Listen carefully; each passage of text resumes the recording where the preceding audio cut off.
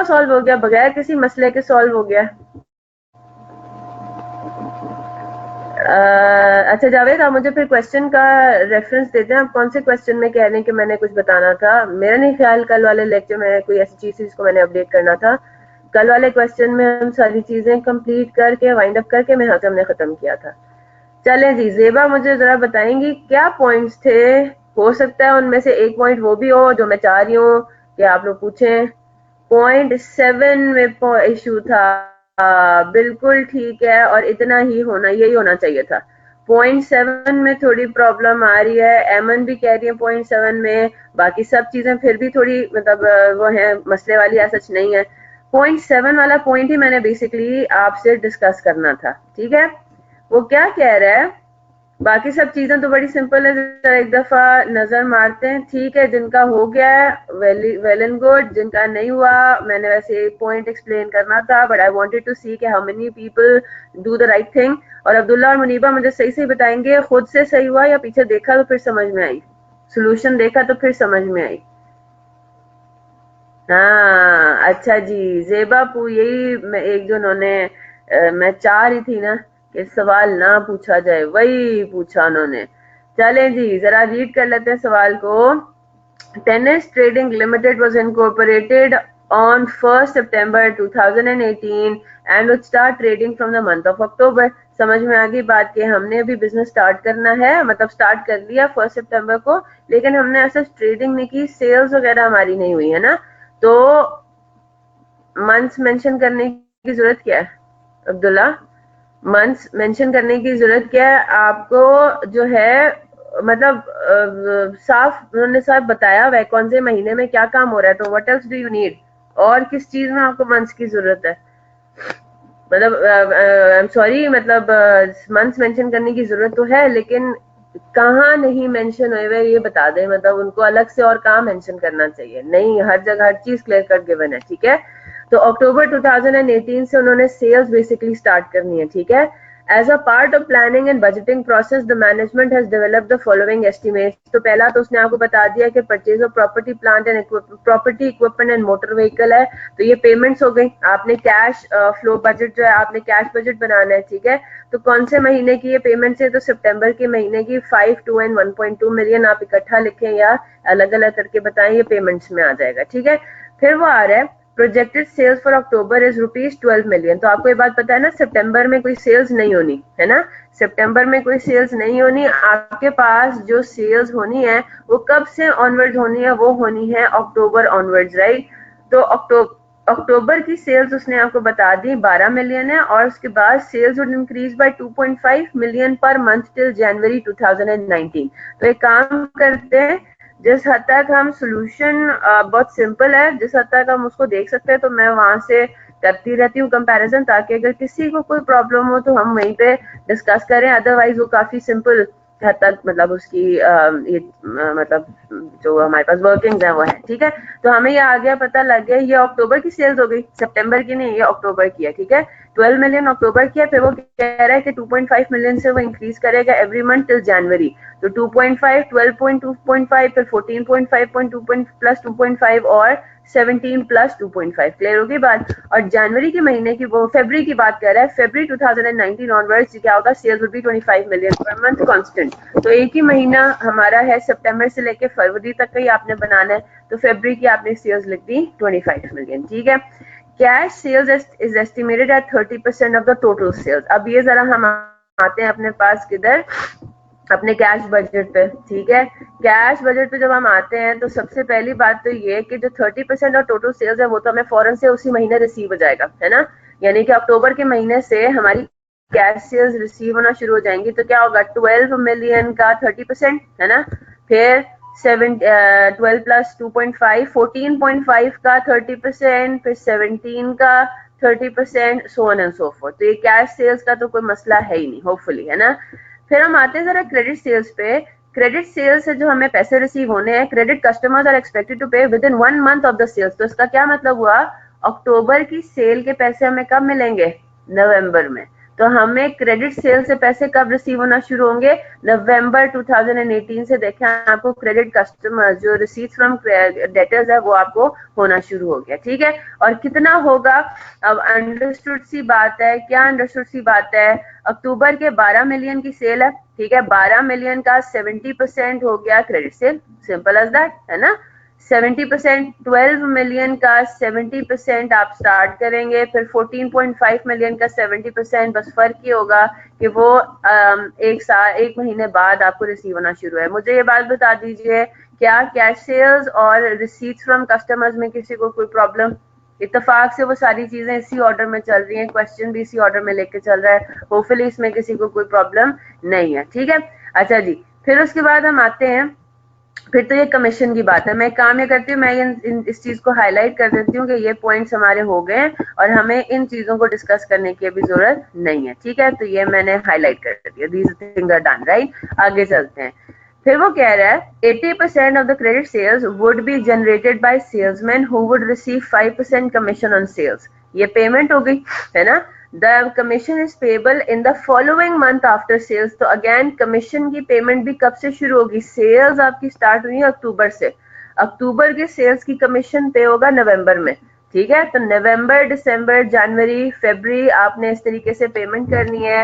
इधर आ जाते हैं जरा कमीशन में, मुझे बताइए क्या कोई प्रॉब्लम है? तो जिस महीने आपकी बेसिकली क्रेडिट सेल्स हुई है अक्टूबर से क्रेडिट सेल स्टार्ट हुई है आपकी, नवंबर से ऑनवर्ड्स कमीशन की पेमेंट स्टार्ट हुई। लेकिन कमीशन की पेमेंट की कैलकुलेशन में भी होपफुली किसी को कोई प्रॉब्लम नहीं है।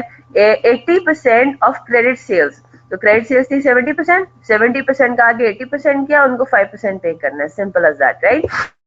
कमीशन का काम भी हो गया। ग्रॉस प्रॉफिट मार्जिन होगी 30%, देखते हैं कि कहाँ पे इस्तेमाल होगा। अब मेन पॉइंट ऑफ डिस्कशन हमारा क्या है? मेन पॉइंट ऑफ डिस्कशन हमारा ये है, एक बात बिफोर वी मूव ऑन, ठीक है। आपने सिंपली क्या किया, 12 इंटू 0.8 इंटू 0.7 और इंटू 5% तो करना है, इंटू 5% नहीं करना कमीशन की कैलकुलेशन के लिए। कमीशन कितना है? 5% है ना। तो इन्होंने आपने जो किया वही किया, 12 इंटू 0.8 इंटू 0.7 इंटू 0.05, फिर 14.5 हर महीने की सेल्स के साथ करेंगे ना। 14.5 का 70%, उसका 80% और उसका फिर 5%, ठीक है मुनीबा। आपका आंसर तो मैच कर रहा है ना, as long as your answer is matching working, जैसे भी करें। अच्छा 0.7 के ऊपर अभी हम आ रहे हैं ना, 0.7 पे तो अभी हम पहुंचे। अब मेरी बात गौर से सुनिएगा। पहली बात तो ये, आप जरा एक चीज अपने पास नोट करें, और वो क्या है? वो नोट हमारे पास कुछ ये है, if closing inventory is required to be maintained at the rate of at a certain percentage of sales, it actually means that the stock will be maintained at a percentage of cost of sales. मेरी बात समझ आ रही है? जहां पे आपको बात हो रही है ना कि जी इतना 20% ऑफ सेल्स हमने अपनी इन्वेंट्री को मेंटेन करना है फॉर एग्जांपल, तो it actually means 20% of cost of sales. क्यों? कॉपी करने की जरूरत नहीं है, जो भी मैं समझा रही हूँ सिर्फ समझने वाली बात है। मैं फॉर एग्जांपल आपको बताऊं, अभी करंट मंथ कौन सा चल रहा है? जनवरी, है ना। मैं आपको कहूँ कि फरवरी 2020 में, ठीक है, फरवरी 2020 में मेरे बजटेड सेल्स यूनिट्स कितने हैं? मेरे बजटेड सेल्स यूनिट्स हैं फॉर एग्जांपल 10,000 या 1 मिलियन कर देते हैं, ठीक है। 1 मिलियन मेरे बजटेड सेल्स यूनिट्स हैं, ठीक है। अच्छा जी, मुझे ये बात पता है कि मेरी बजटेड कॉस्ट पर यूनिट होगी 20 रुपए, है ना, और मेरी budgeted selling price per unit होगी कितनी? फॉर एग्जाम्पल 50 रुपए, ठीक है। अच्छा जरा मुझे कैलकुलेट करके बता देंगे कि बजटेड कॉस्ट ऑफ सेल्स कितना होगा, budgeted cost of goods sold कितना होगा? यूनिट्स मैं एक्सपेक्ट कितने कर रही हूँ सेल करने के? मैं करूंगी 1 मिलियन यूनिट्स मैं एक्सपेक्ट कर रही हूँ कि मैं सेल करूंगी, ठीक है। हर यूनिट की कॉस्ट कितनी है? एक्सपेक्टेड बजटेड वो है 20 रुपीज, है ना। तो मेरी कॉस्ट ऑफ गुड्स सोल्ड कितनी हो जाएगी? 20 मिलियन रुपीज, है ना। तो यस और नो। और मेरी जो बजटेड सेल्स रेवेन्यू है वो मेरा हो जाएगा कितना, 50 मिलियन रुपीज। यस और नो, यहाँ तक बात समझ आ गई। अब अगर मैं ये लिखूं, it is the policy of the business to maintain finished good inventory at 20% of next month's sales, ठीक है, next month's sales. What is the closing inventory for January? हाँ जी, अब जनवरी 2020 की क्या क्लोजिंग इन्वेंट्री मैं रखूंगी फिर? हाँ जी, जरा बताएंगे क्या मैं, अब इधर मेरी बात गौर से सुनिएगा, इतनी बात तो आपको समझ में आ रही है ना कि मैंने इन्वेंट्री कितनी रखनी है? 10 मिलियन यूनिट्स जो है वो मैं एक्सपेक्ट कर रही हूँ, है ना। 10 मिलियन यूनिट्स मैं एक्सपेक्ट कर रही हूँ कि सेल हो रहे हैं, तो मेरी इन्वेंट्री कितनी होनी चाहिए? 20% ऑफ दिस, है ना। मैं अगर ये कहूँ कि भाई मेरे पास, अगर मैं यूनिट्स में पहले बात करूँ, ठीक है, मैं क्या कहूंगी, इन्वेंट्री यूनिट्स मेरे पास कितने होंगे क्लोजिंग? हाँ जी, 1 मिलियन यूनिट्स मैंने एक्सपेक्टेड है कि मैं सेल करूंगी, उसको मैंने कहा कि भाई 20% ऑफ दैट मैंने एंटरटेन करना है, यस और नो, है ना। अच्छा जी, अब मेरा आप लोगों से सवाल ये है कि अगर मैं अमाउंट इन रुपीज चाहूँ उस इन्वेंट्री की, what is going to be the cost of inventory? आप किससे 2 लाख को मल्टीप्लाई करेंगे? क्या कॉस्ट पर यूनिट से मल्टीप्लाई करेंगे या सेलिंग प्राइस पर यूनिट से मल्टीप्लाई करेंगे? अगर मैं आपको ये कहूं कि what is going to be the value of closing inventory, फिर तो मैं, मेरे पास यूनिट्स आ गए हैं, तो मुझे बात बताइए, यहाँ पे आपने कॉस्ट लिया, लेकिन क्वेश्चन में आप कंफ्यूज हो रहे हैं। आप ये कह रहे हैं कि जो अगले महीने की सेल्स हैं उसका हमने 80% लेना है, तो ये बात आपको समझ में आ रही है?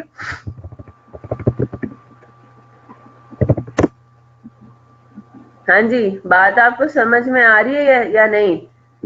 अगले महीने की सेल्स का 80% आपने मेंटेन करना है ना। तो क्या मतलब हुआ, आपके पास इन्वेंट्री लेवल इतना हो कि अगले महीने की जो सेल है ना उसका 80% आपके पास इन्वेंट्री पड़ी होनी चाहिए। तो आप तो इन्वेंट्री को वैल्यू करते हो कॉस्ट पे, है ना। आपने एक्चुअली अगले महीने की सेल्स की कॉस्ट ऑफ सेल्स कैलकुलेट करनी है पहले, है ना, कि अगले महीने जो मैंने इन्वेंट्री बेचनी है उसकी कॉस्ट कितनी है, और उस इन्वेंट्री का बेसिकली 80% और 85% मैंने मेंटेन करना है। बात समझ आ रही है? तो ये वाला नोट बहुत इंपॉर्टेंट है। If closing inventory is required to be maintained at a certain percentage of sales, it actually means that the stock will be maintained.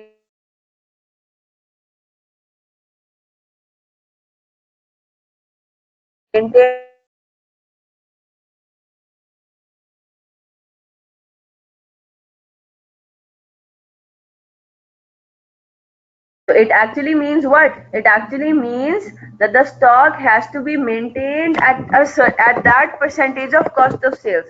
तो वो 80 और 85% बेसिकली वो सेल्स की बात नहीं कर रहा, 80 और 85% वो बात करेगा कॉस्ट ऑफ सेल्स के टर्म्स में। Is that clear? तो क्या आप कॉस्ट ऑफ सेल्स नहीं कैलकुलेट कर सकते? आपको हर महीने की, नहीं जनाब, 4 का मैंने अज्यूम कहाँ किया हुआ है? क्यों समझ नहीं आई बेटा? क्या समझ नहीं आया इसमें? आपने इधर मुझे कैलकुलेशन में मुझे बताया कि भाई मेरे पास इन्वेंट्री की वैल्यू में क्या मैंने यूज करना है, मैंने वैल्यू ऑफ क्लोजिंग इन्वेंट्री के लिए इस्तेमाल करना है कॉस्ट पर यूनिट, है ना। इधर फिर इसका क्या मतलब हुआ? इसका मतलब ये हुआ, जरा मुझे कैलकुलेट करके बताएं। यहाँ पे अगर मैं ये बात भी कर सकती हूँ ना, मेरे पास बजटेड सीओजीएस कितना है, मेरे पास बजटेड सीओजीएस कितना है उसका मैं 20% कैलकुलेट करूं तो मेरा आंसर वही आता है, 4 मिलियन रुपीज ही आता है। मेरा बजटेड कितना है? 20 मिलियन सीओजीएस मल्टीप्लाइड बाय 20%। वही वाला मैंने, बिल्कुल वही वाला स्टेटमेंट लिखा हुआ है जो अभी है, जो सवाल में मैंने क्या लिखा है, it is the policy of the business to maintain finish good inventory at 20% of next month sales. Exactly वही बात नहीं है? हम अभी जो सवाल देख रहे हैं उसमें 80 और 85% है, दैट्स इट, लेकिन बाकी सारी चीजें वही है, 80 और 85% of next month sales, projected sales, yes. लेकिन अब अगर मैं इसको यहाँ पे देखूं तो आपने एक्चुअली 4 मिलियन की अमाउंट कैलकुलेट किस तरह से की है? 4 मिलियन की अमाउंट इस तरह से कैलकुलेट हुई है कि जो बजटेड मेरे पास कॉस्ट ऑफ गुड सोल्ड है उसका 20% मैंने लिया, नॉट 50 मिलियन का 20%। अब बात समझ आ रही है?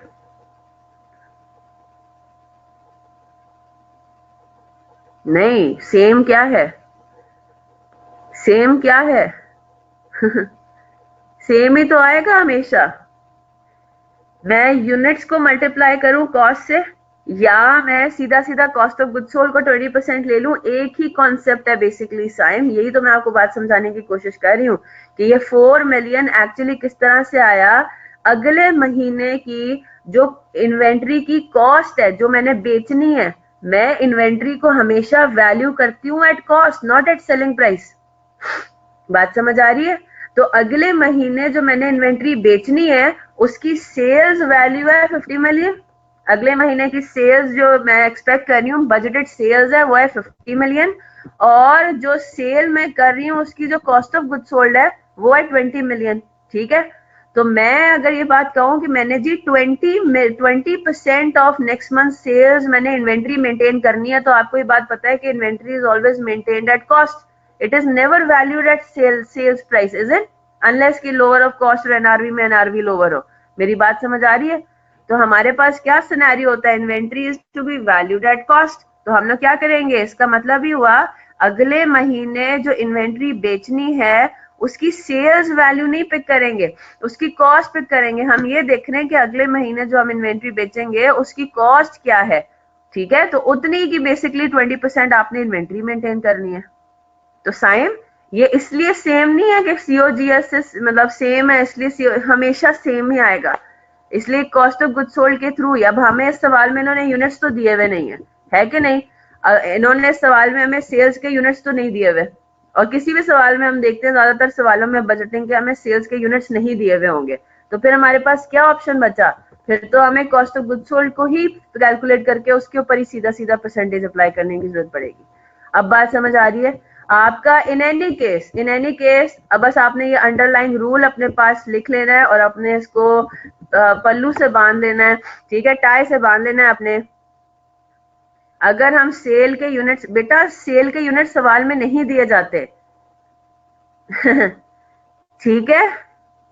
यही तो मैं कह रही हूँ। अब मुझे बात बताएं साइम, करंट सवाल के अंदर प्रैक्टिस क्वेश्चन नंबर 2 में क्या आपको यूनिट सोल्ड दिए हुए, बजटेड यूनिट्स दिए हुए? नहीं दिए हुए ना?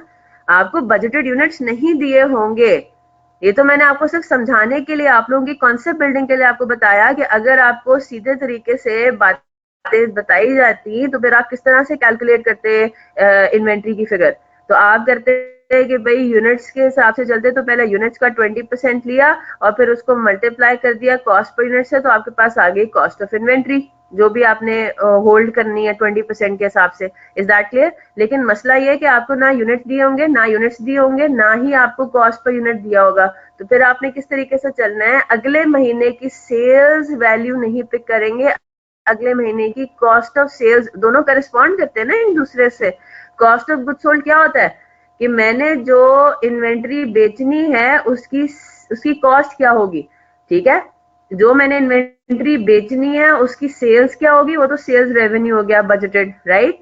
जो मैंने इन्वेंट्री बेचनी है उसकी कॉस्ट क्या है, वो मेरे पास कॉस्ट ऑफ गुड सोल्ड है। तो दोनों एक दूसरे से करस्पॉन्ड तो करते हैं ना, बस फर्क ये है कि सेल्स रेवेन्यू में हम सेल्स प्राइस से मल्टीप्लाई करते हैं और कॉस्ट ऑफ गुड सोल्ड में कॉस्ट प्राइस से मल्टीप्लाई करते हैं, सिंपल एज दैट।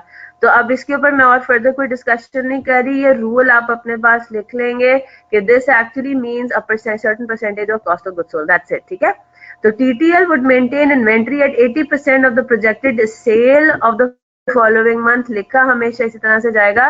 ठीक है? up to December 2018 and thereafter 85% of the projected sale of the following month। तो December 2018 तक तो 80% रेट इस्तेमाल करेंगे, जनवरी और फरवरी में फिर आ जाएगा 85%। Is that clear? तो अब इसको किस तरीके से हमने सॉल्व करना है?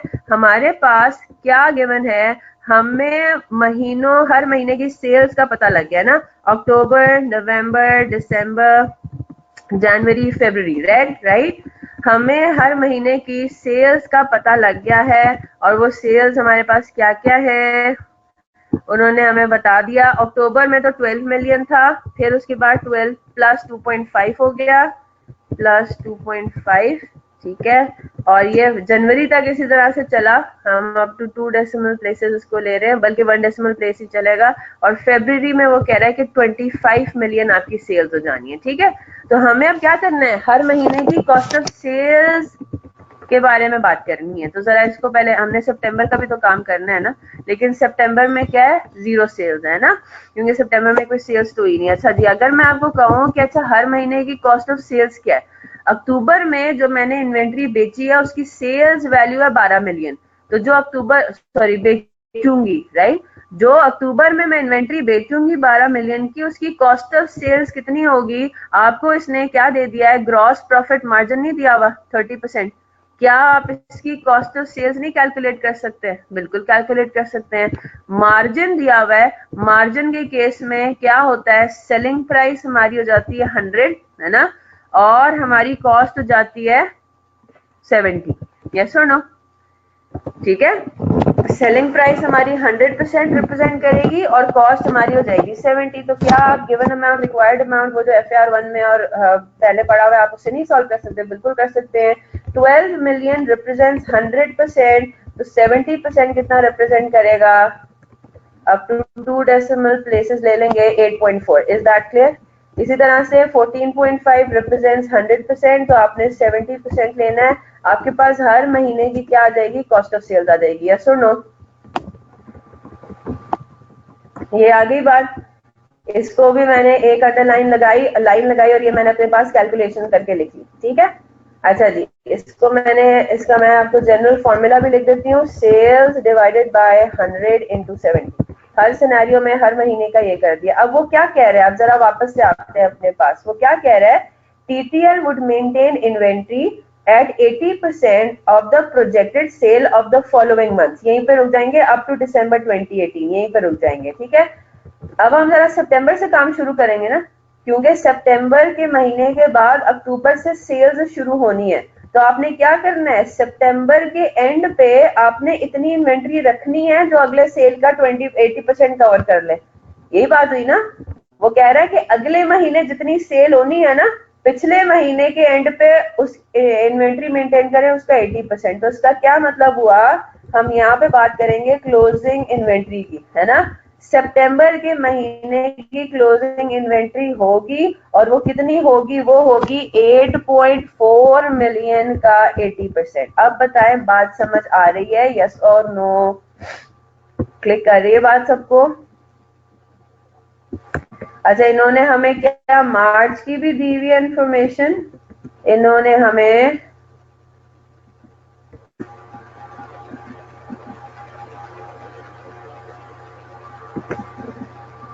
हाँ, मार्च का भी दिया हुआ है ना।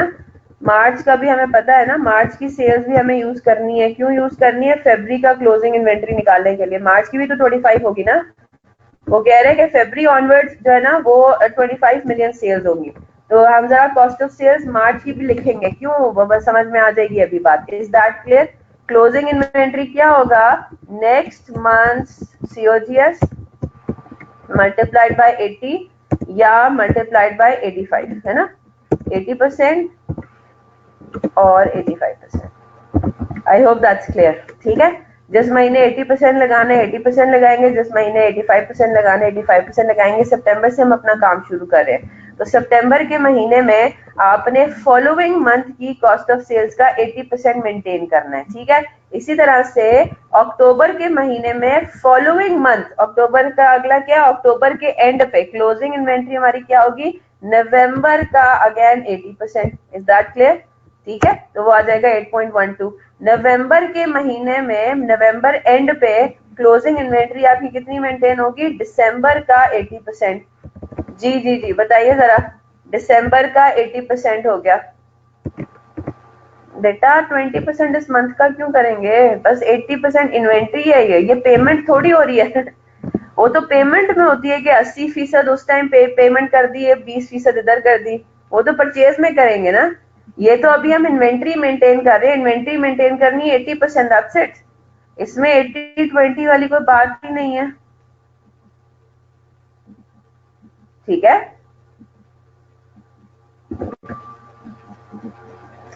वो कह रहा है दिसंबर के महीने तक 80% का रेट अप्लाई होना है ना। तो दिसंबर के महीने तक क्लोजिंग क्यों कैलकुलेट कर रहे हैं बेटा? परचेजेस कैलकुलेट करने के लिए।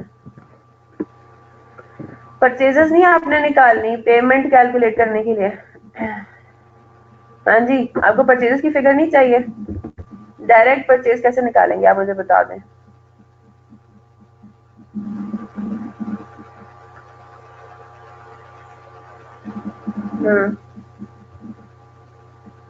जरा मुझे बताएं डायरेक्ट परचेजेस कैसे निकालेंगे।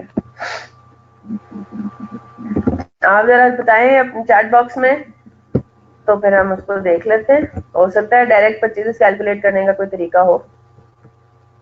जी बताइए जनाब, खामोशी क्यों तारी हो गई? बात समझ आ रही है या नहीं?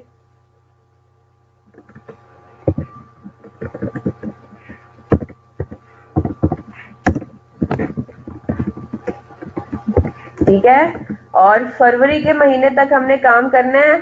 अच्छा जी,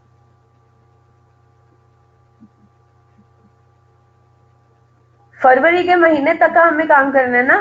फेब्रुवरी का क्लोजिंग चाहिए हमें, ठीक है। फेब्रुवरी का क्लोजिंग हमें चाहिए, तो फेब्रुवरी के क्लोजिंग के लिए हमें मार्च की कॉस्ट ऑफ सेल्स की जरूरत है। आई होप दैट्स क्लियर, ठीक है। फेब्रुवरी के महीने में हमें मार्च की कॉस्ट ऑफ सेल्स चाहिए फेब्रुवरी की क्लोजिंग इन्वेंट्री के लिए, तो इसलिए हमने मार्च का भी आगे प्रोजेक्ट कर दिया था। अच्छा जी, कुछ सवालात है, मैं जरा पीछे आती हूँ, लेकिन ये यूज नहीं होगा कैश फोरकास्ट में जनवरी से, क्योंकि पेमेंट 2 माह बाद होती है। ठीक है ठीक है, वो इस्तेमाल नहीं होनी, वो भी हम देख लेंगे, ठीक है। वो इस्तेमाल नहीं होगी तो वो हम देख लेंगे, लेकिन अभी मैं वर्किंग के अंदर फिर भी समझाने के लिए आपको कर रही हूँ, ठीक है ज़ेबा। अच्छा, आगे वो कह रहे हैं, ये तो बजटिंग का टॉपिक है, सीधा सीधा सोल्यूशन में बस ये कंफ्यूजन हुई थी कि आई थॉट अक्टूबर की सेल्स नवंबर में रिकॉर्ड की हैं एंड क्लोजिंग इन्वेंट्री अक्टूबर से मेंटेन हो रही है। सिर्फ ऐसा तो नहीं होगा ना? पेमेंट्स कब हो रही हैं, रिसीट्स कब रिकॉर्ड हो रही है, पेमेंट कब रिकॉर्ड हो रही है, उससे इन्वेंट्री का ताल्लुक थोड़ी है कोई।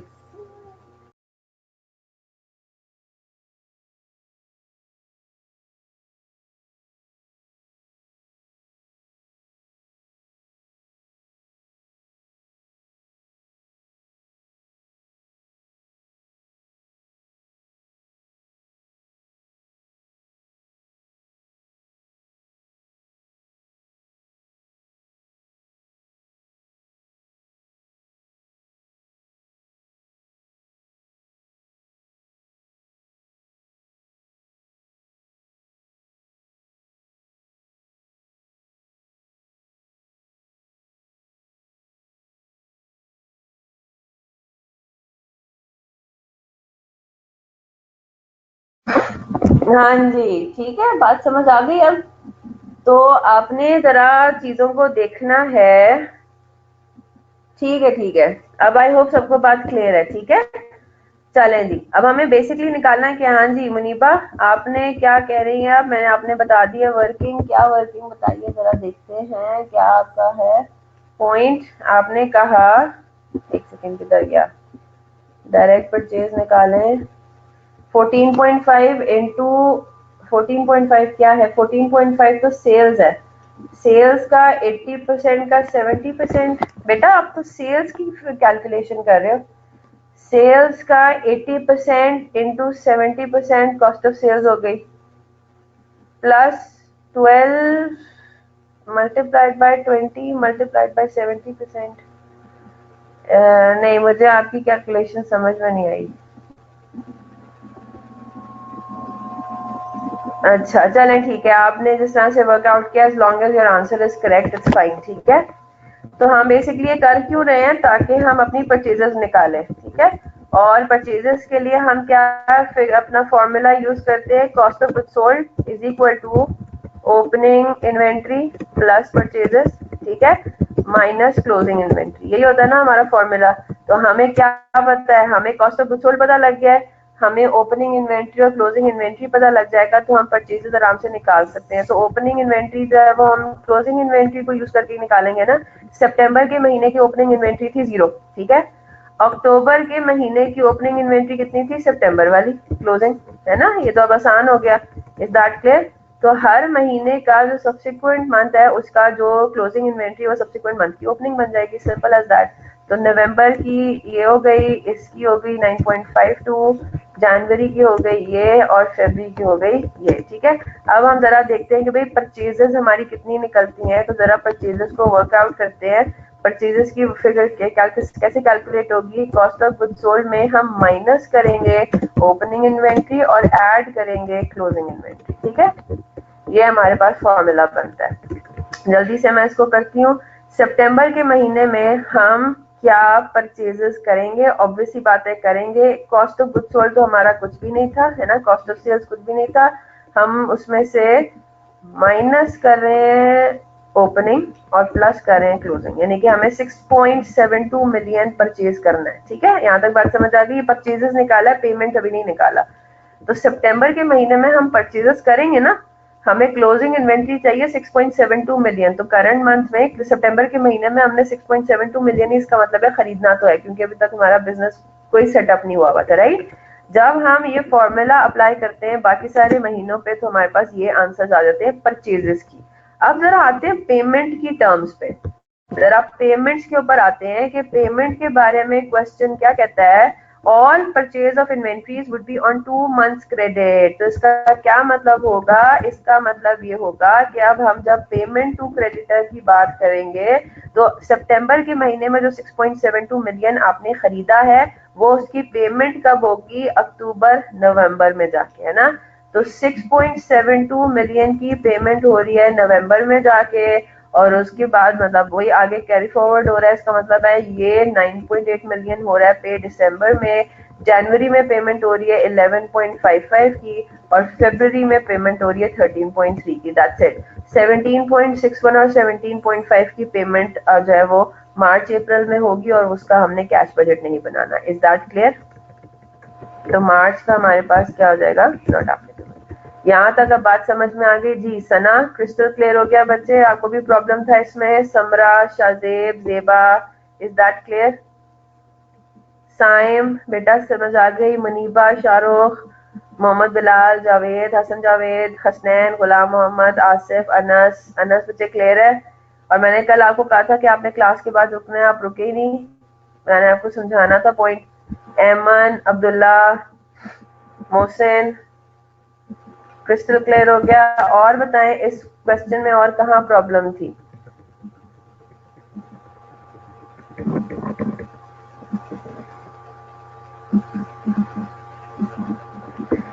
वेरिएबल मार्केटिंग एक्सपेंसेस पेमेंट वाला ये रहा बेटा Mohammad Shahrukh. All purchase of inventories would be on 2 months credit, ये लिखा हुआ है बड़ा बड़ा। अच्छा जी, वेरिएबल मार्केटिंग एक्सपेंसेस का समझ में आया? हाँ जी, what about this point? Variable marketing expenses जो 65% मार्केटिंग एक्सपेंसेस हैं वो निकालने हैं आपने as a percentage of sales. नहीं समझ में आया पॉइंट? अच्छा जी, मुझे जरा कैलकुलेट करके बताएं। 2 मिलियन है ना टोटल एक्सपेंसेस, 2 मिलियन का 65% कितना बनता है? वो कह रहा है अक्टूबर में जो एक्सपेंसेस होने हैं ना मार्केटिंग के, वो होने 2 मिलियन। 2 मिलियन का मुझे जरा बताएं वेरिएबल कितना है? फिक्स तो सेम ही रहेगा ना, फिक्स तो हर महीने सेम रहेगा। वेरिएबल है 1.3, यानी कि 0.7 तो आपका हर महीने सेम आएगा। 0.7 मिलियन की पेमेंट जो है वो तो आपकी हर महीने वही होती रहेगी, राइट। 0.7 जो फिक्स्ड एलिमेंट है।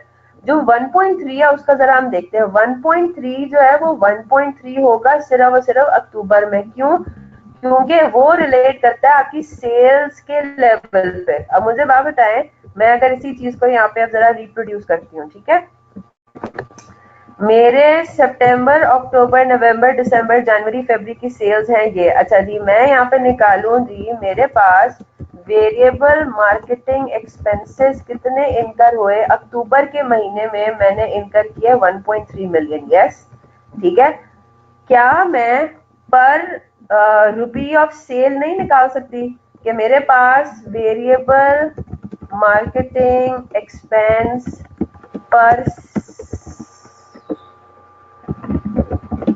है ना, मैंने कहा मैं रेट निकाल लूं, इन अदर वर्ड्स, ठीक है, इन अदर वर्ड्स मैं रेट निकाल लूं कि मेरा वेरिएबल मार्केटिंग एक्सपेंस का रेट कितना है, तो मैं क्या कर लूंगी 1.3 मिलियन डिवाइडेड बाय 12, मैं चाहूँ तो मैं परसेंटेज की फॉर्म में कर लूं उसको, है ना, मैं इसको परसेंटेज की फॉर्म में कर लूं, तो इसका क्या मतलब है, मैं 10.83% of sale, in other words, है ना, ये मेरे पास क्या है, ये मेरे पास है rate of variable marketing expense, क्या मतलब as a percentage of sale. अब बात समझ आ रही है क्या है मेरा, मेरा इसका मतलब ही हुआ इस इंफॉर्मेशन को यूज करके मैंने परसेंटेज निकाली कि 10.83% of my sale is my variable marketing expense. तो मुझे बात बताएं, नवंबर के महीने में मेरी सेल चेंज हो रही है तो मेरा वेरिएबल मार्केटिंग एक्सपेंस भी चेंज होगा ना, कितना चेंज होगा, 14.5 million multiplied by 10.83%, is that clear? हाँ जी, बात समझ आ रही है, 1.57 हो गया। इसी तरह से दिसंबर, इसीलिए तो मैं इसको वेरिएबल कह रही हूँ, मेरा वेरिएबल मार्केटिंग एक्सपेंस वेरिएबल ही इसीलिए because it is changing with the change in sales, is that clear? तो this multiplied by this over 100, is that clear Shahrukh? 1.84 हो गया। जनवरी में कितना होगा, this multiplied by this over 100। I hope that's clear. हाँ जी, इज दैट क्लियर? 2.71, ठीक है, और बताएं, और काम मसला आया, जल्दी से करें क्योंकि इसको हमने वाइंड अप करना है, हमने 2 सवाल और देखने हैं। हाँ जी, दैट्स इट, बाकी सारी चीजें हो गई थी।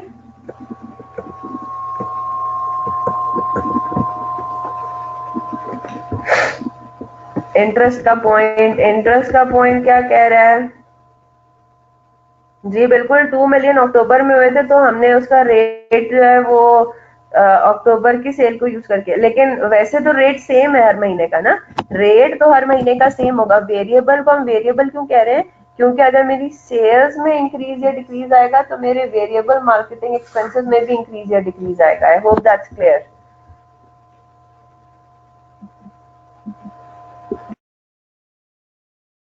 अच्छा जी, तो वो क्या कह रहे हैं, आपने क्या करना है, अब आपने पहले हर महीने का, आपने हर महीने का जो कैलकुलेट करना है ना कि भाई आपका ओवरड्राफ्ट है कितना, ठीक है, ओवरड्राफ्ट आएगा भी या नहीं आएगा। Bank balance as of 1 September 2018 is 12 million. तो हम जरा अपने आ जाते हैं सोल्यूशन के साथ, में आपको उसको समझाती हूँ, ठीक है। तो हमने 12, पहले हमने नॉर्मल बाकी सारी रिसीट्स और पेमेंट्स का काम किया, ठीक है ना, हमने सारी रिसीट्स एंड पेमेंट्स का काम किया, हमने यहाँ पे क्या लिख दिया, टोटल कैश आउटफ्लोज आ गए, नेट कैश इनफ्लो या आउटफ्लो आ गया। तो सितंबर के महीने में तो आपका नेट कैश आउटफ्लो है 14.2 मिलियन का, ओपनिंग बैलेंस है 12 मिलियन। क्या मेरे पास यहाँ पे ओवरड्राफ्ट आ रहा है? बिल्कुल आ रहा है। रनिंग फाइनेंस फैसिलिटी क्या होता है, बैंक ओवरड्राफ्ट, है ना। अच्छा, उसने ये कहा है कि जो इंटरेस्ट है ना, markup is payable at the end of the each month on the closing balance, ठीक है। तो पहले आप कैलकुलेट तो करोगे ना कि भाई मेरा क्लोजिंग बैलेंस बनता कितना है, मेरा क्या क्लोजिंग बैलेंस में मेरा बैंक ओवरड्राफ्ट है भी या नहीं, ठीक है। तो यहाँ पे आपके पास आया, फॉर इंस्टेंस आपने सितंबर के महीने में कैलकुलेट किया तो 2.2 मिलियन का सितंबर का ओवरड्राफ्ट है। अब वो महीने के आखिरी दिन कैलकुलेट हुआ और महीने के आखिरी दिन मार्कअप की पेमेंट भी हो जाएगी, इज दैट क्लियर? पहले लेकिन डिटरमिन होगा कि क्या कोई ओवरड्राफ्ट है भी या नहीं, ठीक है। ओवरड्राफ्ट हो रहा है, बिल्कुल हो रहा है।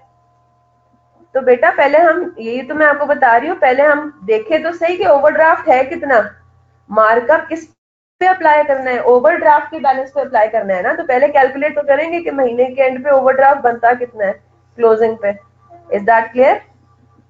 तो क्या हुआ, आपने 2.2 मिलियन का आपके पास ओवरड्राफ्ट आ रहा है, तो आपने 10% पर एनम है, इसका मतलब ये हुआ एक महीने का आपने कैलकुलेट कर लिया कि ओवरड्राफ्ट इंटरेस्ट कितना बनता है, ठीक है, वो आता है 0.02 मिलियन। तो actual closing balance after incorporating interest कितना बन जाता है, 2.22 million, simple as that. Opening balance ये आ रहा है, जो क्लोजिंग बैलेंस होगा वही हमारा अगले माह का ओपनिंग होगा, जो क्लोजिंग होगा वही अगले माह का ओपनिंग होगा अनस, ये यहाँ से आ रहा है। Is that clear? Before markup deduction आपका बैंक ओवरड्राफ्ट था 2.2 मिलियन। 2.2 पे आपने कैलकुलेट किया मार्कअप कितना है, eight the rate of 10% per annum. Per annum है, हमने तो एक महीने का लेना है तो डिवाइड बाय 12 लाजमी करेंगे। तो मेरे पास आया, तो ये फर्दर पेमेंट हो गई। 2.2 मिलियन का ऑलरेडी ओवरड्राफ्ट था, ओवरड्राफ्ट में फर्दर 0.02 मिलियन की पेमेंट कर दी। तो इसका मतलब ये हुआ कि सितंबर के महीने का फाइनल क्लोजिंग बैलेंस कितना बनता है, 2.22 million overdraft. Is that clear? ये 2.22 मिलियन का ओवरड्राफ्ट अगले माह का ओपनिंग बन जाएगा, सिंपल एज दैट। ठीक है, आपने नेट कैश फ्लोज एडजस्ट किए, अगले माह बिफोर मार्कअप डिडक्शन आपके पास ओवरड्राफ्ट बैलेंस आ रहा है 7.12। तो 7.12 पे क्या करेंगे, मार्कअप की कैलकुलेशन की, वो माइनस किए, और आपके पास अल्टीमेट आपके पास क्लोजिंग बैलेंस आ गया, सिंपल एज दैट। और बताएं, और कहाँ पे मसला आ रहा है?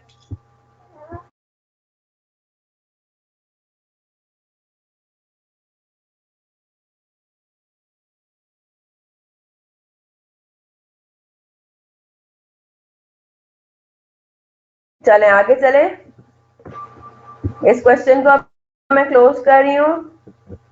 अब हम आते हैं जरा क्लास वर्क नंबर 12 पे। ठीक है, क्लास वर्क नंबर 12 पर आ जाते हैं। और क्लास वर्क नंबर 12 पे भी हमारा, याद रखिएगा, budgeted profit and loss account हमारा रहता है, वो फिर हम इंशाल्लाह कल करेंगे। संडे को भी मैं आप लोगों की क्लास रख रही हूँ बजटिंग को कंप्लीट करने के लिए। संडे को जो क्लास होगी वो इंशाल्लाह 11 बजे से मोस्ट प्रॉब्ली 2 बजे तक होगी। ठीक है, 2-3 घंटे का होगा। 2000 इंटू 65% डिवाइड बाई 12। 12 बेटा मंथ्स नहीं है, 12 सेल्स है ना अक्टूबर की, वही काम, अक्टूबर की वही काम है जो मैंने अभी ये किया, मैंने भी तो डिवाइड बाई 12 किया है। ये देखें, 1.3 डिवाइडेड बाई 12 मिलियन, ये सेल्स है for the month of October. Rate निकालने के लिए जेबा, सिर्फ रेट निकालने के लिए किया, और फिर अगले महीनों पे वही रेट जो है वो आपका अप्लाई हो रहा है उस पर्टिकुलर महीने की सेल्स के। ठीक है, इज दैट क्लियर? तो हर महीने as a percentage of sales जो है वो 10.83। याद रखिएगा, वेरिएबल कॉस्ट का जो रेट होता है ना वो हर महीने कांस्टेंट होगा, याद है ना? वही वाली बात है जो हमने कॉस्ट पर यूनिट नहीं पढ़ा हुआ था, वेरिएबल कॉस्ट पर यूनिट जो है वो सेम रहता है, टोटल में डिफरेंट होता है। यहाँ पे भी सेम लॉजिक अप्लाई होगी। जो वेरिएबल मार्केटिंग एक्सपेंस है उसका जो रेट है वो हर महीने सेम रहेगा, टोटल में बस डिफरेंस आएगा। और यहाँ पे देखें, रेट नवंबर के महीने में भी 10.83% ऑफ सेल्स है, दिसंबर में भी 10.83% ऑफ सेल्स है, जनवरी में भी 10.83% ऑफ सेल्स है, लेकिन टोटलिटी में देखें फर्क आ रहा है। आई होप दैट्स क्लियर। ठीक है, चले प्लीज अब इसको मैं क्लोज कर रही हूँ, आगे चलते हैं। क्लास वर्क नंबर 12 बहुत सिंपल है, इसमें भी वही बात हो रही है, लेकिन बस इसमें एक नई बात है, and that is with holding tax जो डिडक्शन हो रही है। ठीक है, इसके ऊपर थोड़ा सा मैं डिस्कस करूंगी। क्लास वर्क 12 आपका होम असाइनमेंट होगा along with one more question. तो जरा क्लास वर्क नंबर 12 से पहले हम यहाँ पे अपने पास एक नोट लिख लेते हैं, और वो नोट है regarding deduction of tax at the time of payment. ठीक है, जिसको हम क्या कहते हैं, जिसको हम कहते हैं विद होल्डिंग टैक्स। ठीक है, with holding tax.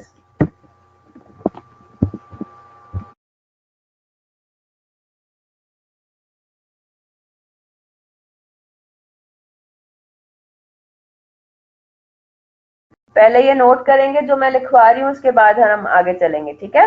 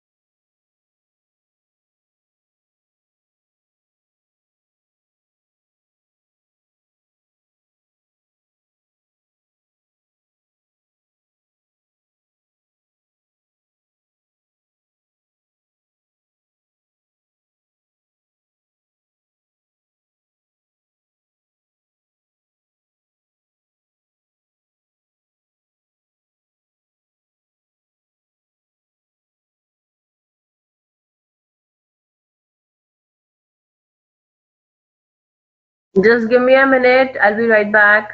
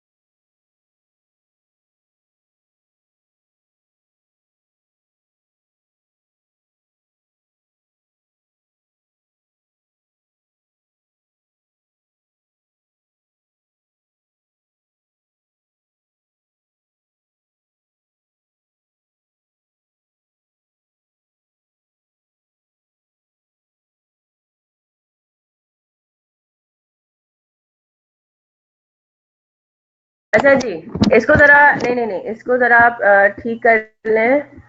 Just give me a minute.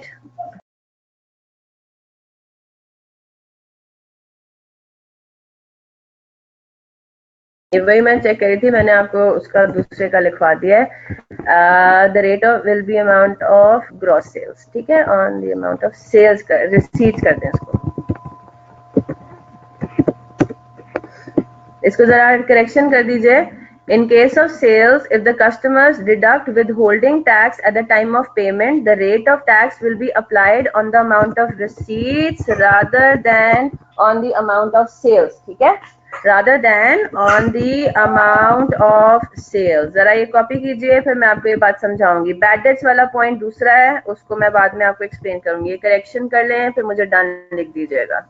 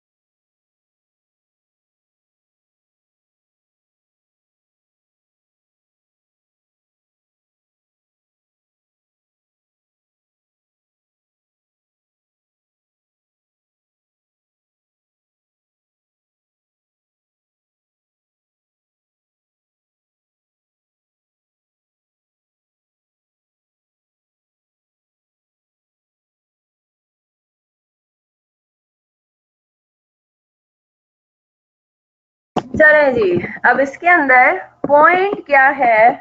Point कुछ यूं है, इसको जरा समझने वाली बात ये है। मैं अगर आपको ये कहूँ, इसको जरा हम देख लेते हैं। फॉर एग्जाम्पल, मैं आपको ये कहूँ कि जी credit sales for the month of January, ठीक है, जनवरी के महीने में जो मैंने टोटल क्रेडिट सेल्स किए हैं वो मैंने किए हैं 700,000 रुपीज, ठीक है। अच्छा जी, विद होल्डिंग टैक्स क्या होता है, ये आइडिया है सबको? और कहीं ना कहीं आप लोगों का शायद पाला भी पड़ा होगा इससे, खासतौर पे जब बैंक की कोई ट्रांजैक्शन होती है तो उसमें नॉर्मली काफी ट्रांजैक्शन इस तरह की होती है जिसमें विदहोल्डिंग टैक्स जो है वो पेइंग पार्टी डिडक्ट करती है। होता क्या है कि अगर किसी पार्टी ने आपको 100 रुपए देने हैं, ठीक है, और आपको पता है कि जी उस पर विदहोल्डिंग टैक्स लगता है उस ट्रांजेक्शन के ऊपर, तो होगा क्या, जैसे फॉर एग्जाम्पल बैंक इंटरेस्ट जो पे करता है ना, जो आपके लिए इंटरेस्ट इनकम वगैरह होती है उसके ऊपर वो डिडक्ट करके आपको पे करता है इंटरेस्ट, ठीक है। होता क्या है, मुझे वो पार्टी जो है, मेरा जो डेटर है वो, और एम्प्लॉयर भी, बिल्कुल ठीक बात है, ठीक है, जो मेरा डेटर है वो मुझे 100 रुपए नहीं देगा, उसको पता है, उसको भी पता होगा कि मैंने विद होल्डिंग टैक्स डिडक्ट करना है, और वो उसकी जेब में नहीं जाएगा, वो 100 रुपए में से फॉर एग्जाम्पल 10 रुपीज डिडक्ट करेगा विद होल्डिंग टैक्स, ठीक है, और मुझे कितने पैसे देगा, मुझे पैसे देगा 90 रुपीज, ठीक है। वो 10 रुपए जो डिडक्ट कर रहा है वो उसकी जेब में नहीं जाएंगे, वो कहाँ जाएंगे, वो जाएंगे गवर्नमेंट को, है ना, वो मेरी टैक्स जो मेरी अथॉरिटी है उसके पास जाएंगे। Is that clear? तो credit sales for the month of January जो है वो है 700,000। अब आपको पता है कि क्रेडिट सेल्स है ना। क्रेडिट सेल्स का मतलब भी ये होता है कि हो सकता है कि जनवरी में वो रिसीव ना हो, ठीक है। तो for example receipts in the month of, अब जो मुझे 7 लाख रुपए की मैंने सेल्स की है ना, वो मुझे रिसीव हो रहा है फॉर एग्जाम्पल फेब्रवरी और मार्च में जाके, है ना। फॉर एग्जाम्पल 300,000 जो है वो मुझे रिसीव हो रहा था फेब्रवरी में, और 400,000 मुझे रिसीव हुआ जाके मार्च में। अब पॉइंट ये है कि मेरा जो विद होल्डिंग टैक्स है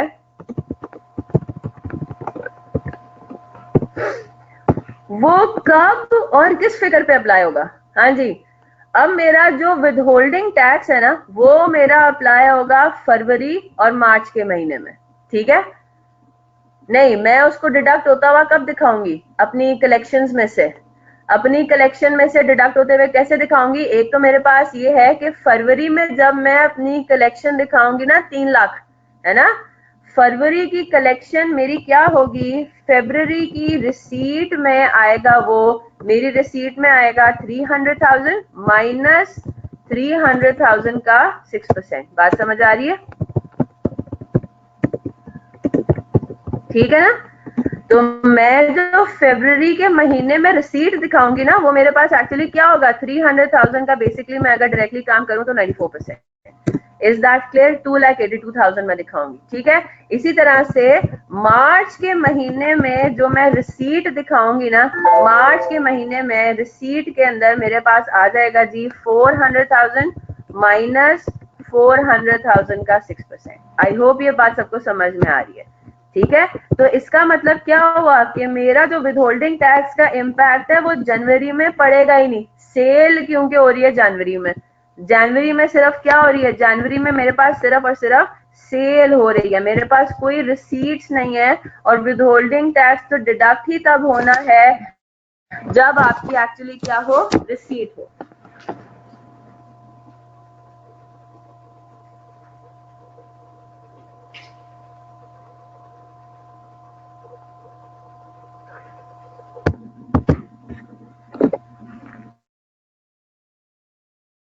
टैक्स है ना वो मेरा अप्लाई होगा फरवरी और मार्च के महीने में, ठीक है।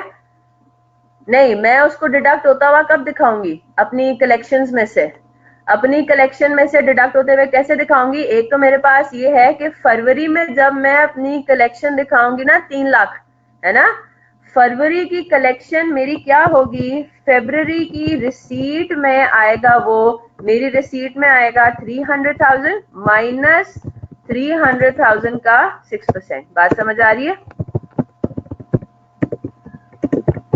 ठीक है ना। तो मैं जो फेब्रवरी के महीने में रिसीट दिखाऊंगी ना वो मेरे पास एक्चुअली क्या होगा, 300,000 का, बेसिकली मैं अगर डायरेक्टली काम करूं तो 94%।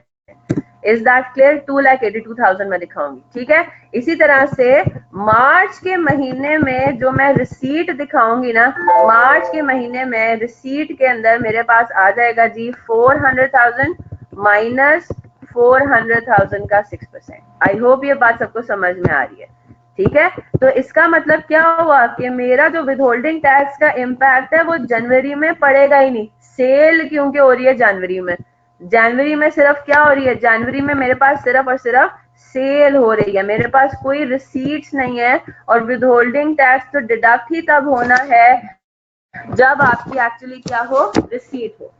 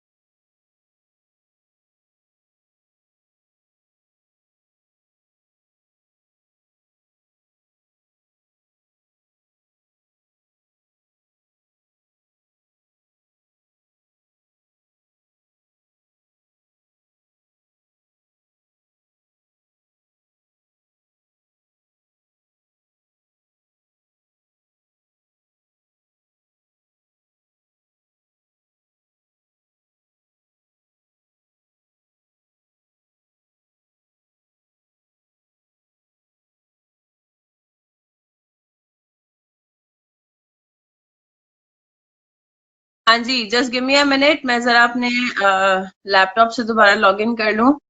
ठीक है, यहाँ तक सबको बात समझ में आ गई कि जनवरी के मंथ में हमारा कुछ रिकॉर्ड नहीं होगा, जो हमारा विद होल्डिंग टैक्स है उसका कोई इम्पैक्ट टैक्स नहीं पड़ेगा। ठीक है, फेब्रुवरी और मार्च के महीने में जाके हमारा इम्पैक्ट पड़ना है।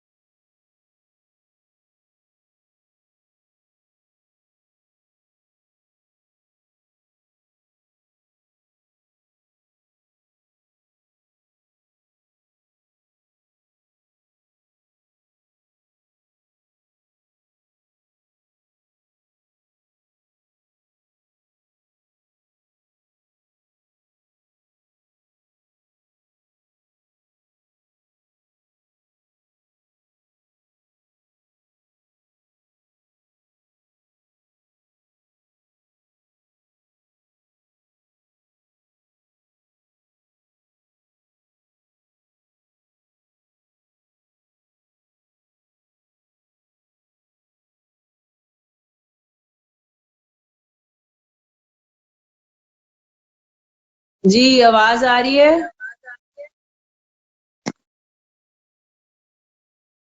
चलें, ठीक है। तो मैं आपको ये कह रही थी कि आई होप ये बात सबको क्लियर है, सबने यहाँ पे करेक्शन भी कर दी है, इस रूल की करेक्शन कर दी आप सबने? इस रूल की करेक्शन भी कर दिया है, इसमें बैडेड वाला पॉइंट रिमूव कर दिया है। चलें, गुड हो गया। क्लास वर्क नंबर 12 आपका होम असाइनमेंट है, तो इसको जरा पहले देख लेते हैं, जो इसमें पॉइंट ऑफ डिस्कशन है उसको करेंगे और बाकी फिर देखते हैं होम असाइनमेंट में करेंगे। तो आपको यहाँ पे नजर आ रहा है, Zinc Limited is engaged in trading business. Following data has been extracted from ZL's business plan for the year ended 30 September 20x2। ठीक है, तो सेल्स आपको दी हुई है जनवरी और फरवरी की एक्चुअल, यानी कि ये गुजर चुका है टाइम, है ना। फोरकास्ट दिया हुआ है मार्च अप्रैल मई जून का। तो जरा हम अपनी पहले रिक्वायरमेंट पर आ जाते हैं और देखते हैं कि इसमें हमसे रिक्वायर्ड क्या है, ताकि हम उसी हिसाब से अपने आप को तैयार रखें। Prepare a month wise cash budget for the quarter ending 31 मई।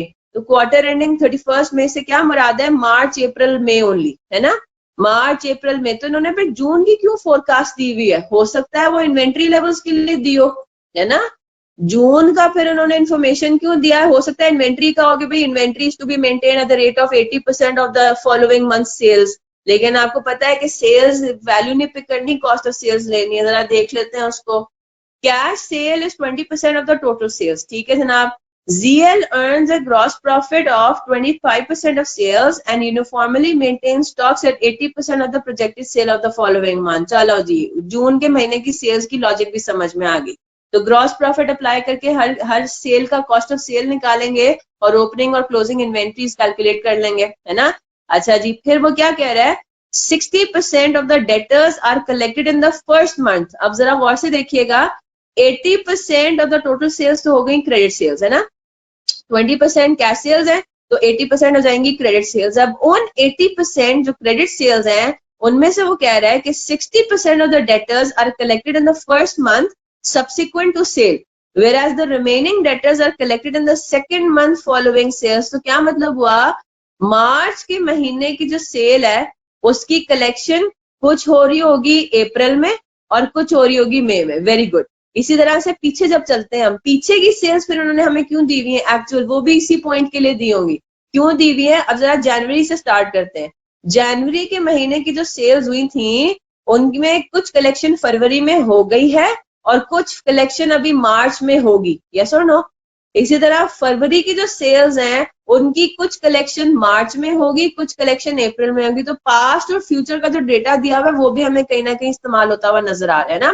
फिर वो आगे ये कह रहा है कि जो 80% ऑफ द कस्टमर्स हैं they deduct income tax at the rate of 3.5% at the time of payment. तो ये टोटल कस्टमर्स की बात कर रहे हैं, सिर्फ डेटर्स की बात नहीं कर रहा। ठीक है, तो क्या मतलब हुआ इसका? अब आपने ये चीज देखनी है, आपने ये देखना है कि मार्च के महीने में टोटल रिसीट्स कितनी होंगी। मेरी बात समझ आ रही है ना। मार्च के महीने में जो टोटल रिसीट्स हैं, यानी कि जो कैश कस्टमर्स ने हमें पैसे पे किए प्लस जो हमें डेटर्स ने पैसे पे किए मार्च के महीने में, है ना, उनका जो 80% है वो 3.5 डिडक्ट करेगा eight the time of payment. बात समझ आ रही है? तो जरा मैं आपको इसका एक सोल्यूशन से एक चीज जरा सिर्फ ये समझा देती हूँ, ये दिखा देती हूँ, ताकि आपको ये बात समझ में आ जाए कि मतलब क्या है इस बात का। मैं रिपीट कर रही हूँ और मैं सोल्यूशन को दिखा के रिपीट करूंगी ताकि आसानी हो जाए। बाकी सब बहुत सिंपल है, आप वो कैलकुलेट करेंगे। मैं आपके सामने क्लास वर्क नंबर 12 लेकर आ रही हूँ इसका सोल्यूशन, ठीक है। ये देखें, मार्च, अप्रैल और मई, इनका हमने कैश बजट बनाना है ना, ठीक है। टोटल आपने जो कलेक्शंस की 83,800, ये 83,800 कैसे आया? कैश सेल्स मार्च के महीने में 11,000 है और जो हमें डेटर्स ने पैसे पे किए ना वो इतने हैं। तो टोटल हमें कैश रिसीव कितना हो रहा है from our cash plus credit customers March के महीने में, वो हो रहा है 83,800, ठीक है। अब हमें क्या करना है? अब आपको ये बात बता दी गई है कि 80% लोग जो है ना वो 3.5% टैक्स डिडक्ट करके आपको पैसे पे करते हैं। तो मुझे बात बताएं, मार्च के महीने की मेरे पास नेट कलेक्शन क्या होगी? मार्च के महीने की नेट कलेक्शन होगी, this is class work number 12 जी। मार्च के महीने में मेरी जो ग्रॉस कलेक्शन है यानी कि बिफोर डिडक्टिंग टैक्स वो है 83,800, ठीक है। इसमें मेरी कैश कस्टमर्स भी शामिल है, ये मेरे कैश सेल्स प्लस मेरे जो डेटर्स ने पैसे पे किए हैं मार्च में वो है, ठीक है। तो नेट कलेक्शन मेरे पास क्या कहलाएगी? मुझे उसने ये बता दिया है कि जी कितना परसेंट डिडक्ट करते हैं, 80% of the customers deduct income tax eight 3.5% at the time of payment. तो क्या मतलब हुआ इसका? मतलब इसका ये हुआ कि मेरे पास होगा क्या, इधर देखिए जरा, 83,800 पैसे जो हमें रिसीव हुए हैं उनमें से 80% लोगों ने 3.5% टैक्स डिडक्ट किया होगा। तो कितनी डिडक्शन हुई जी? बात समझ आई? तो डिडक्शन कितनी हुई? डिडक्शन हो रही है 2346 की। तो इसका मतलब ये हुआ कि मार्च के महीने में नेट हमारी जेब में पैसे कितने आए? 81,454। अब आपके पास ऑप्शन है, आप जब रिसीट्स लिखो ना तो उसमें नेट रिसीट्स यही लिखो, क्योंकि आपकी जेब में एक्चुअली आएंगे ही इतने, है ना। ऐसा नहीं होगा कि आपकी जेब में पहले 83,800 आए और फिर उसमें से आपने 2346 निकाल के दिए, नहीं, ऐसा नहीं होगा। आपकी जेब में इकट्ठे जो आने हैं ना वो आने ही 81,454 है। पीछे इन्होंने सोल्यूशन में थोड़े डिफरेंट तरीके से किया हुआ है, इन्होंने 83,800 आते हुए दिखाए हैं और फिर 2346 जाते हुए दिखाए हैं। आप भले ऐसा मत करो, आपने नेट रिसीट्स ही लिख दो डायरेक्टली कलेक्शंस में, आपको फाइनल आंसर तो मैच करना चाहिए। आई होप दैट्स क्लियर, ठीक है। बात समझ आ गई? बस इसमें यही मेन पॉइंट था, बाकी सब चीजें आप लोग कर चुके हुए हैं, बाकी सब चीजें बहुत सिंपल है, स्ट्रेट फॉरवर्ड है। Class work number 12 is your first home assignment for today. हाँ जी, ठीक है, नोट कर लिया सबने? अब हम आते हैं जरा एक और क्वेश्चन के ऊपर, और वो क्वेश्चन है हमारा प्रैक्टिस क्वेश्चन नंबर 3, ठीक है। क्योंकि टाइम कम है तो हो सकता है प्रैक्टिस क्वेश्चन नंबर 3 में स्टार्ट करवा दूं और कंप्लीट आप खुद करें उसको, तो ये 2 होम असाइनमेंट्स फिर आपके हो जाएंगे आज के, ठीक है। वो क्या कह रहा है? प्रैक्टिस क्वेश्चन नंबर 3 कहता है कि Sadiq limited is in the process of preparation of budget for the year ending 31 December 2018. Following are the extracts from the statement of profit or loss for the year ended 31 December 2017, ठीक है। आपको उसने क्या दे दिया? Statement of profit और loss दे दिया हुआ है, ये गुजरा हुआ जमाना है, ठीक है, ये गुजरा हुआ पीरियड है, ये एक्चुअलाइज्ड आपके रिजल्ट्स हैं। सेल्स उसने बता दी कि 7,500 मिलियन सेल्स हैं, जिनमें से 30% कैश सेल्स हैं, तो 70% क्रेडिट हो गई। कॉस्ट ऑफ गुड्स सोल्ड है 4,000, ग्रॉस प्रॉफिट है 3,500, ऑपरेटिंग एक्सपेंसेस हैं 1,250 और नेट प्रॉफिट बिफोर टैक्स है 2,250, ठीक है। Raw material inventory as on 1st January 2017 amounted to rupees 152 million. There was no opening and closing inventories of work in process and finished goods. जरा इस point पे गौर करते हैं। ये वाला जो पॉइंट है, there were no opening and closing inventories of work in process and finished goods. अच्छा जी, इसका मतलब तो ये हुआ मैंने जितने गुड्स मैन्युफैक्चर किए हैं, पहली बात तो ये, क्योंकि कोई क्लोजिंग वर्क इन प्रोसेस भी नहीं था, तो क्या मैं ये बात कह सकती हूँ मैंने जितने goods during the year manufacture किए हैं वो 100% कंप्लीट है। पहले जरा हम इस पे फोकस करें, है ना। पहली बात तो ये हो गई, वो 100% कंप्लीट है क्योंकि क्लोजिंग वर्क इन प्रोसेस कोई नहीं है। अच्छा जी, फिर क्लोजिंग फिनिश्ड गुड भी कोई नहीं है। इसका मतलब क्या हुआ, मैंने जितने यूनिट्स करंट मंथ में, करंट पीरियड में, मतलब ये 31 दिसंबर 2017 में मैंने मैन्युफैक्चर किए थे, वो सबके सब बिक भी गए। तो क्या मैं ये बात कह सकती हूँ कि मेरा जो कॉस्ट ऑफ गुड्स मैन्युफैक्चर्ड है वो कॉस्ट ऑफ गुड्स सोल्ड के इक्वल है। जितने गुड्स मैंने मैन्युफैक्चर किए उतने ही गुड्स मैंने सेल भी कर दिए। तो क्या मतलब हुआ, जो मेरा कॉस्ट ऑफ गुड्स मैन्युफैक्चर्ड है वो पूरा का पूरा कॉस्ट ऑफ गुड्स सोल्ड में चला गया। इज दैट क्लियर, है ना। मेरा कॉस्ट ऑफ गुड्स मैन्युफैक्चर्ड और कॉस्ट ऑफ गुड्स सोल्ड तो मेरा डिफरेंट तब होता है जब मेरे पास ओपनिंग और क्लोजिंग फिनिश्ड गुड्स हो। मेरे पास ना ओपनिंग फिनिश गुड्स है ना क्लोजिंग फिनिश गुड्स है, तो मैंने जितने यूनिट्स मैन्युफैक्चर किए हैं करंट पीरियड में वो सब के सब, इसका मतलब है मैंने सेल कर दिए। तो एक पॉइंट तो ये हो गया, ठीक है। SL follows FIFO method for valuation of inventories, ठीक है जनाब, अच्छा क्या आपने बता दिया। आगे चलते हैं।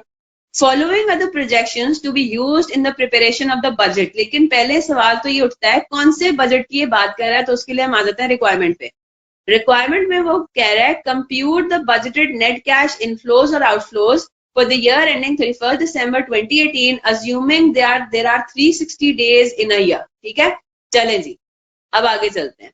सेलिंग प्राइस, अब हम आते हैं फ्यूचर के बारे में, है ना। ये तो पास्ट के बारे में बात थी, अब हम फ्यूचर के बारे में बात करते हैं। Selling price would be reduced by 5%। अच्छा जी, सेलिंग प्राइस रिड्यूस होगी 5% से, तो इसका मतलब है मेरी सेल्स जो है वो 7,500 के बजाय अगले महीने कितनी हो जाए, अगले साल कितनी हो जाएगी, 95% हो जाएगी, है ना। बिकॉज सेलिंग प्राइस मेरी रिड्यूस हो रही है, यस और no.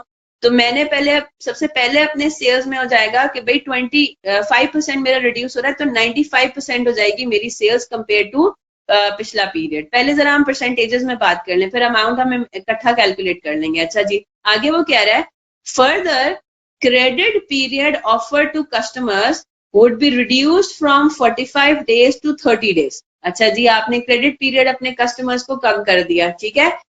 As a result selling price decrease कर रहे हैं, है ना। सेलिंग प्राइस डिक्रीज करें तो सेलिंग प्राइस डिक्रीज करने की वजह से तो डिमांड बढ़नी चाहिए। As a result, volumes of cash and credit sales are expected to increase by 10% and 5% respectively. हाँ जी, क्या समझ आई बात की। मैं अब अगर आपको ये कहूं कि मुझे रिवाइज्ड सेल्स कैलकुलेट करके बता दें, मेरे पास रिवाइज्ड सेल्स कितनी होंगी, बजटेड सेल्स मेरी कितनी है, मुझे ये कैलकुलेट करके जल्दी से बताएं। 10:49 हो रहे हैं, 2 मिनट दे रही हूँ। 10:51 पे जरा हम डिस्कस करेंगे इस पॉइंट को। what are going to be my budgeted sales for the next year? बस सेल्स में इसके अलावा और कोई पॉइंट नहीं है। जल्दी से कैलकुलेट करके बताएं बजटेड सेल्स कितनी हो।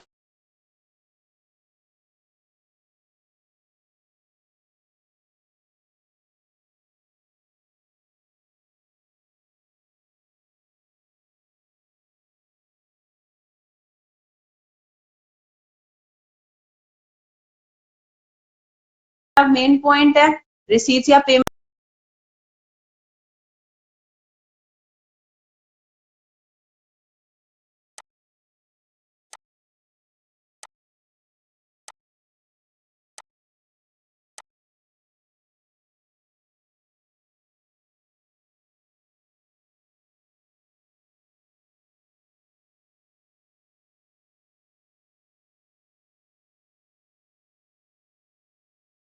और ऑब्वियसली बात है क्रेडिट सेल्स की अलग फिगर निकलेगी, कैश सेल्स की अलग फिगर निकलेगी, क्योंकि उनमें जो इंक्रीज इन वॉल्यूम हो रहा है वो डिफरेंट तरीके से हो रहा है, उनका अपना रेशो भी आपस में डिफरेंट है, 30-70 का रेशो है।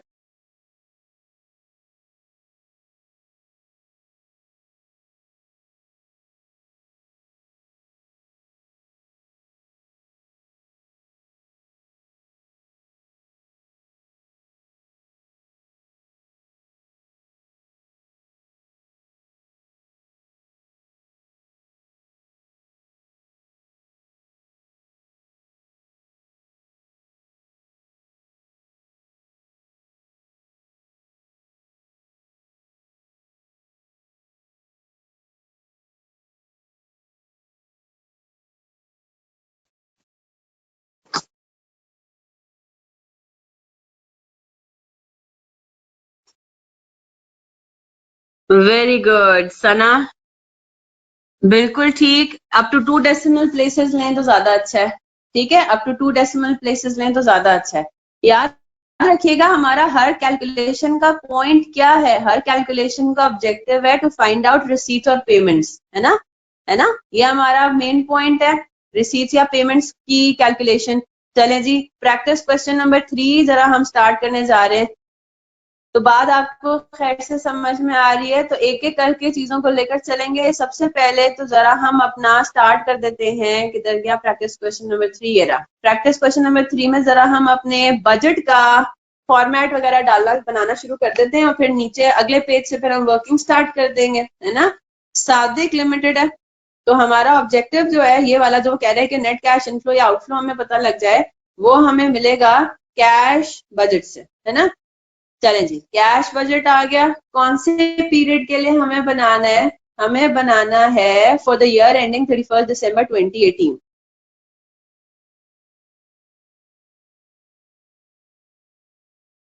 ठीक है, चलें, ये करने के बाद हमने रिसीट्स की हेडिंग डाली और हमने कहा कि हमारा मेन रिसीट्स का काम ही स्टार्ट हो जाएगा। आप पूरा ये वाला पेज छोड़ दें जो एक नया पेज, फ्रेश पेज पे आपने क्वेश्चन स्टार्ट किया है, और आप आ जाएं किधर, वर्किंग्स के ऊपर। ठीक है, तो सबसे पहले जरा हम वर्किंग कर लें कि हमारे पास जो मेन रिसीट्स हैं, अगेन कोई इसमें हार्ड एंड फास्ट रूल नहीं है, आप बिट्स एंड पीसेस में ब्रेक करके अपनी वर्किंग को कर सकते हैं।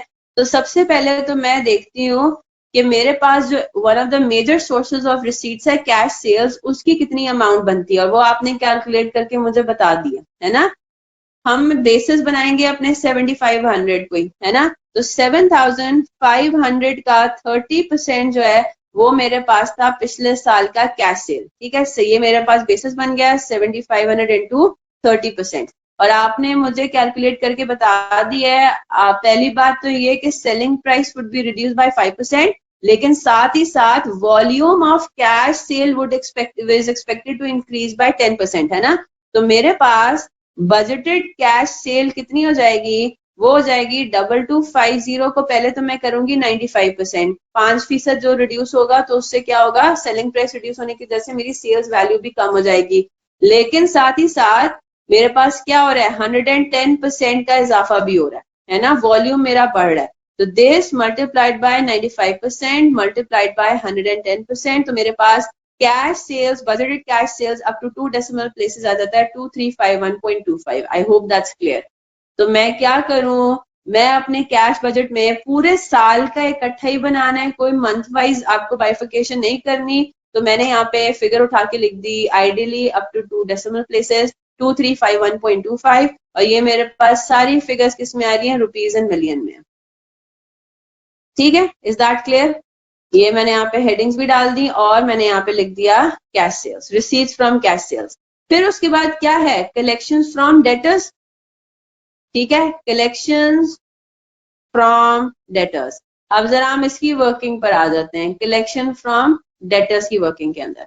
चलें जी, कलेक्शंस फ्रॉम डेटर्स आप किस तरीके से निकालेंगे, how would you calculate this. अब अगेन यहाँ पे जो इनकम्प्लीट रिकॉर्ड्स आपने याद है पढ़ा था, इनकम्प्लीट रिकॉर्ड्स के अंदर भी इसी तरह के काम किए थे FAR 1 के अंदर। उसके अंदर क्या होता था, आपको कलेक्शंस की फिगर चाहिए होती थी तो आप डेटर्स का टी अकाउंट बनाते थे, है ना।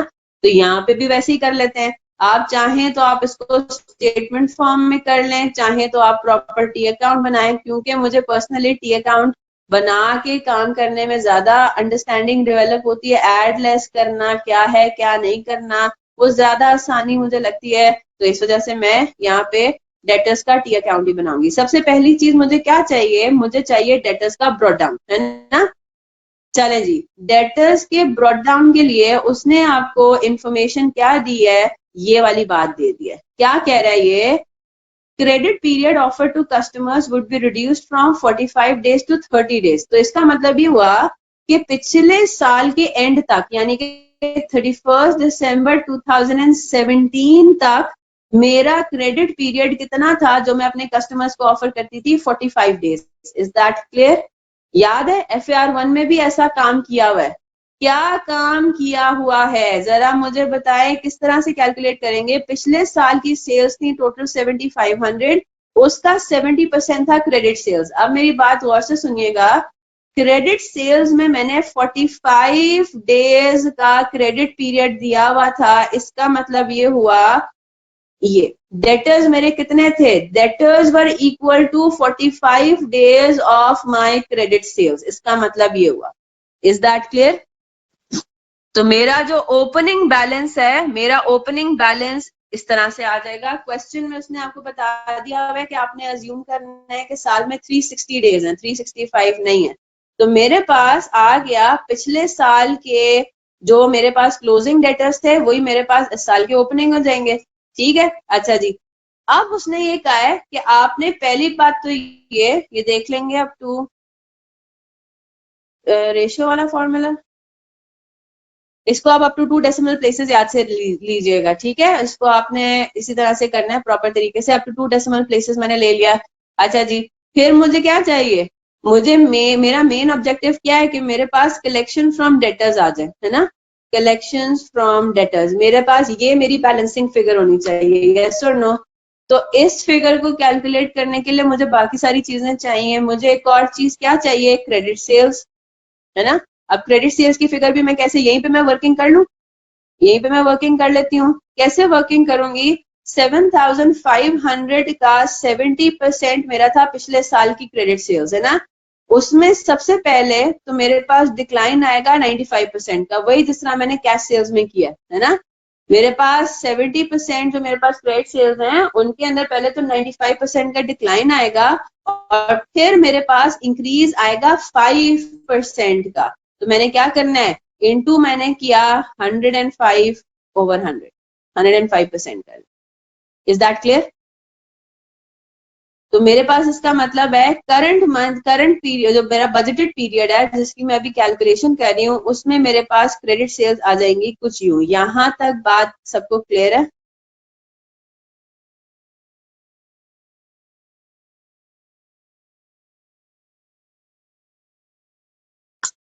तो मेरे पास ये आंसर आ रहा है 5237, ये आपने कैलकुलेशन कर ली हुई है, 5236.88 अप टू 2 डेसिमल प्लेसेस मैंने ले लिया। चलें, now the only thing I need is what, carry down. कैसे कैलकुलेट करेंगे कैरी डाउन? अब जरा 2 मिनट फिर दे रही हूँ, मुझे जल्दी से कैलकुलेट करके बताइए। ट्रेड डेटर्स का क्लोजिंग बैलेंस में क्या लूंगी? अब उसने सवाल में कहा है कि अब आपने अगले साल में क्या होगा, 30 डेज पे आपने ले जाना है। वेरी गुड, 30 डेज पे ले जाना है। तो इसका मतलब भी हुआ अगले साल का जो ओपनिंग था वो तो 45 पे ही चल रहा होगा, है ना, क्योंकि वो तो कैरी फॉरवर्ड होता है सिंपली। लेकिन अगले साल का जो कैरी डाउन है, अब उस पर हमारा क्या इफेक्ट पड़ेगा, 5236.88 ये सेल्स है। इसका मतलब ही हुआ equal to 30 days of sales हमने अपने अब डेटर्स को मेंटेन करना है। इज दैट क्लियर, यस और नो? तो अप टू 2 डेसिमल प्लेसेस हमने कैरेट डाउन भी यहाँ पे कर लिया। तो क्या मेरे पास कलेक्शंस की फिगर नहीं आ सकती? बिल्कुल आ सकती है, मैंने बैलेंसिंग फिगर निकाल लेनी है। और मेरे पास एक और सोर्स ऑफ रिसीट आ गया। इस सवाल में कोई टैक्स वैक्स की बात नहीं है, ठीक है जी जनाब। क्या अमाउंट आ रही है, 656.25 प्लस 5236.88 माइनस 436.41। तो मेरे पास जो बैलेंसिंग फिगर आ रही है अप टू 2 डेसिमल प्लेसेस वो आ रही है 5456.72 और ये मेरा एक और रिसीट आ गया बजटेड। ठीक है, ये मेरे पास एक और बजटेड रिसीट आ गया। तो मैंने टोटल अपनी रिसीट्स की कैलकुलेशन कर ली क्योंकि अपेरेंटली यहाँ पे कोई और मेरे पास रिसीट नहीं है।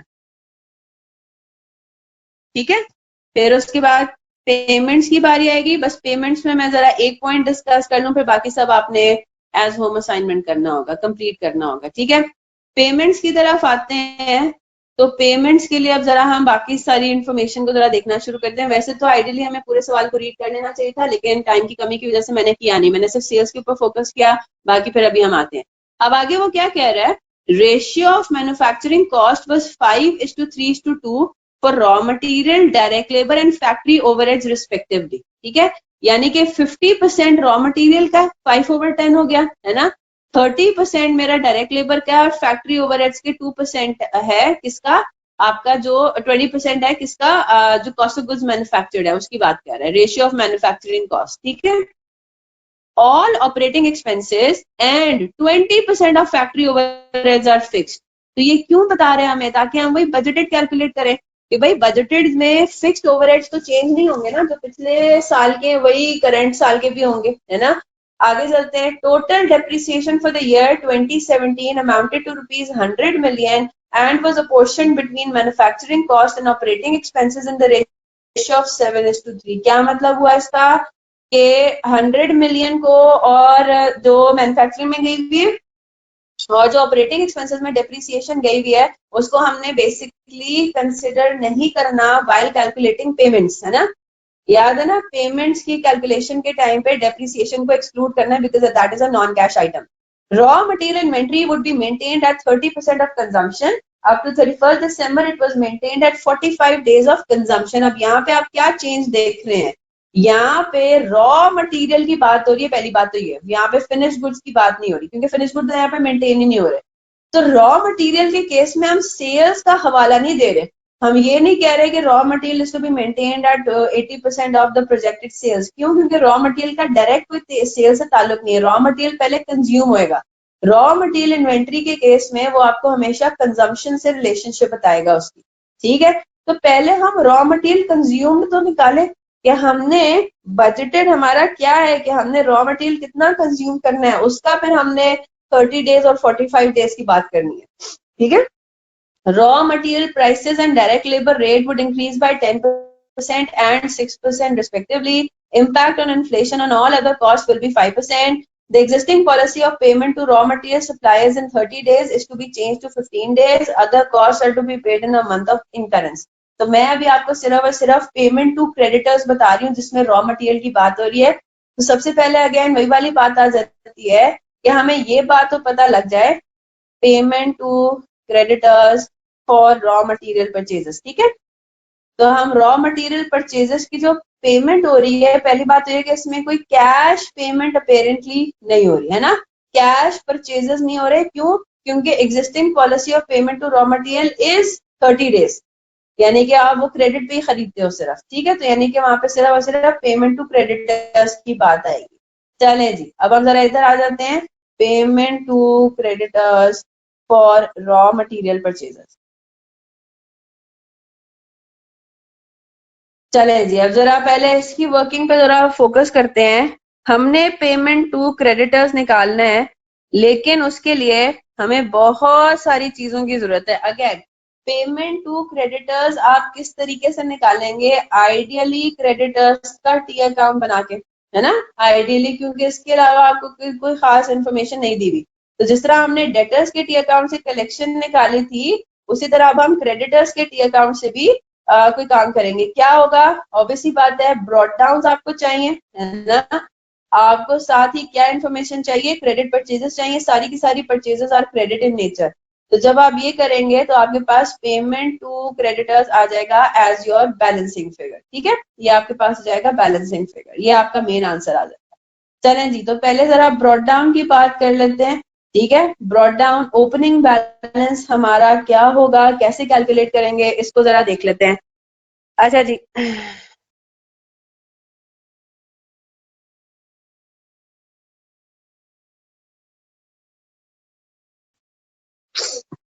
कैसे कैलकुलेट करेंगे ओपनिंग क्रेडिटर्स को?